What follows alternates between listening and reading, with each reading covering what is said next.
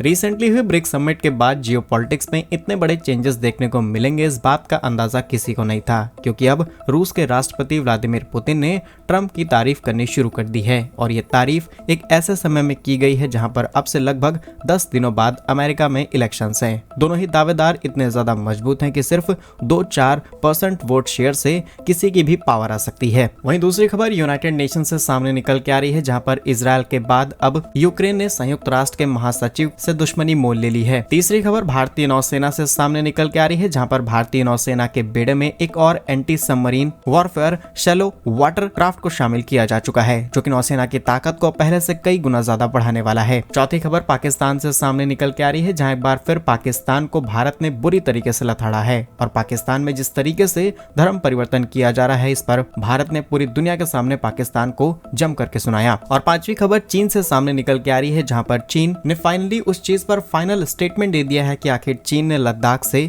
सैनिकों की वापसी क्यों कराई है। आइए जानते हैं आज के इस वीडियो में सारी इंपॉर्टेंट अपडेट डिटेल्स में। यदि आपको हमारी ये न्यूज सीरीज पसंद आ रही है तो आज के इस वीडियो को लाइक और चैनल को सब्सक्राइब जरूर कीजिएगा। सबसे पहले ब्रिक्स समिट से आ रही अपडेट की बात की जाए या फिर कहें पुतिन और ट्रंप के बीच हुई तारीफ की बात की जाए तो रिसेंटली अमेरिका के पूर्व राष्ट्रपति डोनाल्ड ट्रंप ने अपने एक बयान में कहा कि जिस तरीके से यूक्रेन और रूस के बीच में हमले हो रहे हैं, इसमें कई बार यूक्रेन ऐसे कदम उठा लेता है जो कि चिंतापूर्ण है। सिर्फ इतना ही नहीं बल्कि जिस तरीके से रूसी लोगों के अधिकार और उनके नियम कानून, इसके अलावा उनके बॉर्डर्स को बिना ध्यान में रखे हुए यूक्रेन लगातार वेस्टर्न वर्ल्ड की पावर का इस्तेमाल करते हुए रूस पर हमले कर रहा है, जो कि पूरी तरीके से गलत है और आगे चल के यूक्रेन अपने लिए खतरा पैदा कर रहा है, क्योंकि रूस भी एक बड़ी ताकत है और शायद यूक्रेन को इस बात का अंदाजा नहीं लग पा रहा। और इसी चीज को लेकर के पुतिन की तरफ से बयान सामने निकल के आता है, जहां पर पुतिन ने साफ शब्दों में ये कहा कि ट्रंप ने हाल ही में जो कहा है मैंने वो सुना। उन्होंने यूक्रेन में लड़ाई को खत्म करने के लिए सब कुछ सबके सामने रखा, अपनी इच्छा को व्यक्त किया और ऐसा लगता है कि जिस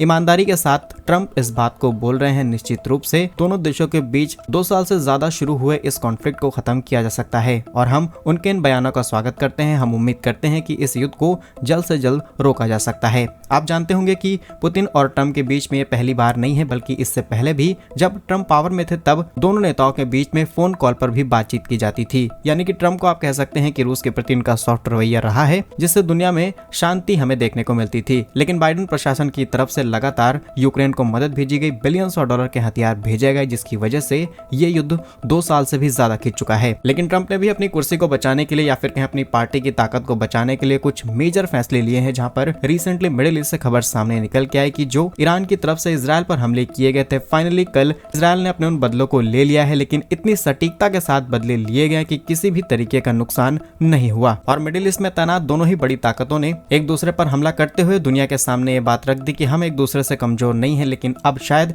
ये चीजें पूरी तरीके से रुकने वाली हैं। और इसके पीछे इन सब के आका हैं और वो है अमेरिका। अमेरिका ने सोचा कि इन चीजों को रोक दिया जाए, जिससे उन्हें चुनाव में बेनिफिट मिल सकता है। अब देखते हैं सरकार किसकी आती है। अगले महीने अमेरिका में इलेक्शंस हैं, जिसके बाद ये क्लियर हो जाएगा कि कौन पावर में आ रहा है। आपके हिसाब से कौन सा कैंडिडेट बेस्ट रहेगा, कमेंट्स में अपनी राय जरूर बताइएगा। नेक्स्ट इंपॉर्टेंट डेट की बात की जाए तो ये यूनाइटेड नेशन से सामने निकल के आ रही है, जहां कुछ दिनों पहले इजरायल की तरफ से यूनाइटेड नेशन के महासचिव ने ये बयान दिया कि जिस तरीके से इजरायल अग्रेसिव होकर के लेबनान हो, यमन हो, या हर जगह पर हमले कर रहा है, इस तरीके से हमले नहीं करने चाहिए। ये बात कुछ हद तक इजरायल एक्सेप्ट कर लेता, लेकिन कुछ दिनों बाद ये बयान दिया जाता है कि जिस तरीके से यूएन शांति सैनिकों पर हमले किए जा रहे हैं, इस बात को बर्दाश्त नहीं किया जाएगा। और उसके बाद से ही इजरायल ने एक्शन लिया और संयुक्त राष्ट्र के महासचिव की एंट्री को अपने देश में पूरी तरीके से बैन कर दिया। लेकिन कुछ दिनों पहले ही संयुक्त राष्ट्र के महासचिव रूस जाते हैं, क्योंकि रूस भी यूएनएससी का परमानेंट मेंबर है और वो रूस का दौरा करते हैं। और रूस के दौरे के बाद ही तुरंत अब यूक्रेन की तरफ से गुस्सा जाहिर किया जा रहा है, जहां पर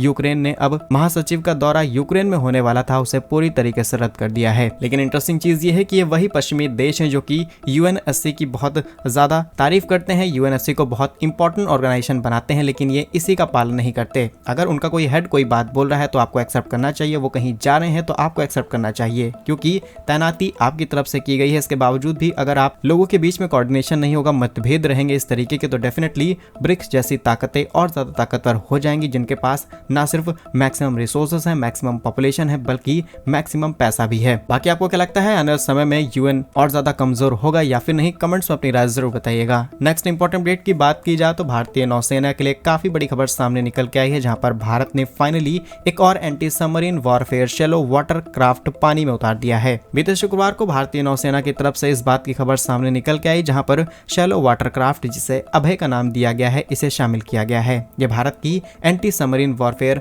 शैलो वाटर जहाज है जो लगभग 77 मीटर लंबी है। इस क्राफ्ट की मैक्सिमम स्पीड 25 nm की है और इसकी सहन शक्ति करीब 1800 nm की है। नौसेना की रिपोर्ट के मुताबिक भारतीय नौसेना के लिए यह 7वीं एंटी सबमरीन शैलो वाटरक्राफ्ट होने वाली है और इसकी मैन्युफैक्चरिंग का काफी बड़ा हिस्सा भारत के अंदर तैयार किया गया है। और अभी तो शुरुआत है, क्योंकि साल 2019 में भारत की डिफेंस मिनिस्ट्री की तरफ से ऐसी 8 और क्राफ्ट्स को बनाने की मंजूरी दी जा चुकी है, जिनकी डिलीवरी जल्द ही नौसेना को कर दी जाएगी। यानी कि हिंद महासागर जो कि इतना बड़ा एरिया है, उसे मैनेज करना, उसे कंट्रोल करना और लगातार हो रही एक्टिविटीज को मॉनिटर करने के लिए ये बहुत ज्यादा जरूरी हथियार बन जाता है। साथ ही में भारतीय नौसेना अपनी डिफेंस सेक्टर को और ज्यादा स्ट्रॉन्ग करते चली जा रही है, जहां पर हम प्राइवेट कंपनीज को पार्टिसिपेट कर रहे हैं, जैसे कि recently garden reach ship builders and engineering limited को एक ऐसे ही एडवांस पोत को बनाने का ऑर्डर दिया गया। वैसे इस तरीके के एयरक्राफ्ट को आम भाषा में ASW या फिर SWC भी कहा जाता है, जो कि विशेष प्रकार से पानी पर तैरते हुए पानी के अंदर तैनात सबमरीन्स का पता लगाती है। वहां से आने वाले रिफ्लेक्शंस, पानी के अंदर होने वाले अलग अलग एक्टिविटीज को आसानी से पता किया जा सकता है। यानी कि दुश्मन अगर पानी के नीचे छुप करके भी